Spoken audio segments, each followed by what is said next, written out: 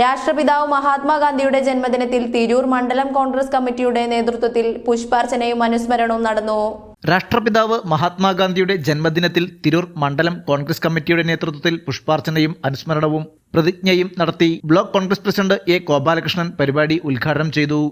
അദ്ദേഹം ബാരിസ്റ്ററായി ദക്ഷിണാഫ്രിക്കയിൽ പോയി അവിടെ വർണ്ണവിവേചനത്തിനെതിരെ പോരാടി തിരിച്ച് ഇന്ത്യയിൽ വന്നതിന് ശേഷം ഗോപാലകൃഷ്ണ ഗോഖലെയുടെ ഉൾപ്പെടെയുള്ള അന്നത്തെ സ്വാതന്ത്ര്യ സമര നേതാക്കളുടെ ശിഷ്യത്വം സ്വീകരിച്ചുകൊണ്ട് ഇന്ത്യയെ കണ്ടെത്താനായി ഇന്ത്യ മുഴുവൻ സഞ്ചരിക്കുകയും ഇന്ത്യയിലെ ജനങ്ങളുടെ പ്രശ്നങ്ങളും ജീവിത പ്രയാസങ്ങളും മനസ്സിലാക്കിക്കൊണ്ട് സ്വാതന്ത്ര്യ സമരത്തിന് ശക്തമായ നേതൃത്വം നൽകുകയും ചെയ്തു.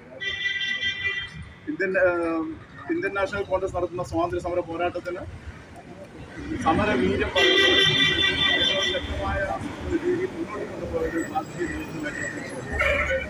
അഹിംസാ സിദ്ധാന്തത്തിന്റെ അഹിംസാവാദത്തിന്റെ.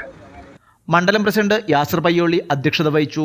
ബ്ലോക്ക് വൈസ് പ്രസിഡന്റ് ജംഷീർ പാറയിൽ, മുഹമ്മദ് കുട്ടി Tharammal, CV Vimalkumar, Nisar, Naushad Parannekkad, Sharafuddin Kandathiyil, CV Jayesh, Babu Kizhakkath, Nasar Purur, Vijayakumar, Sameer Babu, Vijayakumar കൊട്ടാരി, Muhammad Ali Chambra, Razak KK, Kareem Mecheri, Girish Asainar എന്നിവർ പ്രസംഗിച്ചു.